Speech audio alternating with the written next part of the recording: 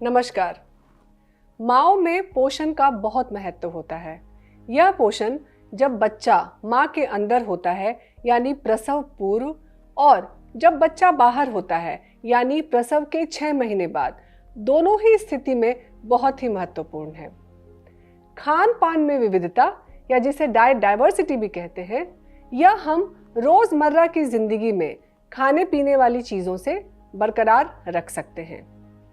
हम लोग हर दिन खाने पीने वाली चीज़ों को 10 खाद्य समूहों में बांटते हैं, और अगर गर्भवती महिला 10 में से कम 5 खाद्य समूह अपने खाने में नियमित रूप से इस्तेमाल करे, तो इससे जो माइक्रोन्यूट्रिएंट जिसे हम विटामिन्स और मिनरल्स कहते हैं, उसकी कमी को पूरा किया जा सकता है और एक स्वस्थ माँ और स्वस्थ बच्चे का होना सुनिश्चित किया जा सकता है।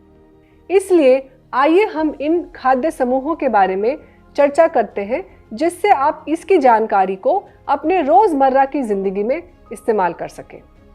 तो पहला खाद्य समूह है वह है अनाज एवं कंदमूल का, जैसे चावल, आटा, ज्वार, बाजरा, मक्का, ये अनाज की श्रेणी में आते हैं। और जो कंदमूल है उसमें है शकरकंद, मिश्रीकंद, अरुई इत्यादि। इससे हमें ऊर्जा और ताकत मिलती है और ये कार्बोहाइड्रेट का एक बहुत ही अच्छा स्रोत है।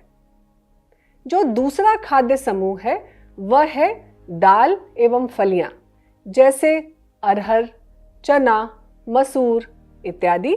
और अगर फलियों को देखें तो जो मटर हैं या बीन्स हैं, ये इसकी श्रेणी में आते हैं।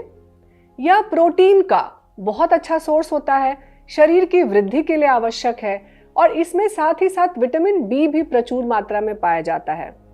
तीसरा खाद्य समूह बादाम एवं बीज का होता है, जिसमें तिल, मूंगफली, खीरा एवं कोहड़े का बीज, पोस्ता दाना, काजू, बादाम, पिस्ता इत्यादि आते हैं।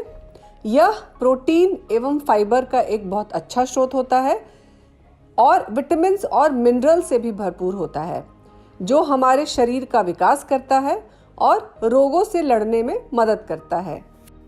जो चौथा खाद्य समूह है वह है दूध और दूध से बनी चीज़ें, जैसे दही, पनीर या फिर चीज़ या घी भी इसमें आता है।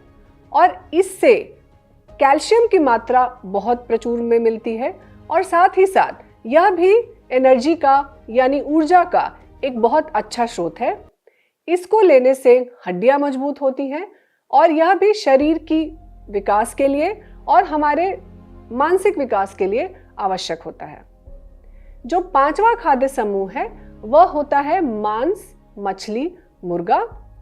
यह प्रोटीन का बहुत अच्छा स्रोत है। इसमें बहुत सारे विटामिन्स और मिनरल्स भी होते हैं, जैसे जिंक है, आयरन है या आयोडीन है, पोटेशियम है। और इसको खाने से शरीर की मांसपेशियां मजबूत होती हैं और साथ ही साथ बहुत सारे विटामिन्स और मिनरल्स मिलते हैं। जो छठा खाद्य समूह है वह है अंडों का।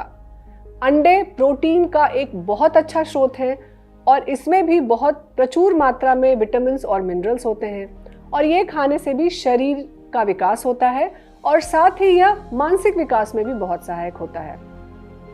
जो सातवां फूड ग्रुप या खाद्य समूह है वह होता है हरे पत्तेदार साग सब्जियां, जिसमें पालक, मेथी, चौलाई का साग, चना का साग, सरसों का साग इत्यादि आते हैं। इसमें बहुत मात्रा में आयरन और फॉलिक एसिड मिलता है, जिससे जो खून की कमी जो महिलाओं में बहुत कॉमन पाई जाती है, उस खून को बढ़ाने में ये बहुत मददगार साबित होता है। और साथ ही साथ इसमें बहुत मिनरल्स और कैल्शियम, विटामिन्स भी होते हैं, और यह पाचन में भी सहायक सिद्ध होता है। जो आठवां खाद्य समूह है वह होता है गहरे नारंगी रंग के फल या सब्जियां, जिसमें आता है कोहड़ा, पका पपीता, पका आम, खरबूज, गाजर इत्यादि। यह विटामिन ए का बहुत अच्छा स्रोत होता है। इसको खाने से आंख की रोशनी बहुत अच्छी होती है, और साथ ही साथ विटामिन सी का भी ये अच्छा स्रोत होता है। तो इसको अपने खाने में ज़रूर इस्तेमाल करें। जो 9वां खाद्य समूह है वह होता है अन्य सब्जियों का, जैसे बैगन, करेला, कद्दू, पत्ता गोभी। इसमें भी विटामिन और मिनरल्स प्रचुर मात्रा में पाए जाते हैं और इसको खाने से भी रोगों से प्रतिरोध क्षमता बढ़ती है और आप संक्रमित होने से बचते हैं। जो 10वां खाद्य समूह है वह होता है अन्य फलों का, जैसे अमरूद, सेब इत्यादि। और इसमें भी खाने से रेगुलरली या नियमित रूप से अगर आप खाएं तो यह आपको रोगों से लड़ने की क्षमता देता है और आप बीमार कम पड़ते हैं। तो हमने यह जो 10 खाद्य समूहों के बारे में जानकारी प्राप्त की, इसमें से गर्भवती महिला को हर दिन 10 में से कम 5 खाद्य समूह हर रोज इस्तेमाल करने चाहिए। ऐसा नहीं है कि आप एक वीक में अगर किसी दिन खा लिया और किसी दिन छोड़ दिया, बिल्कुल नहीं।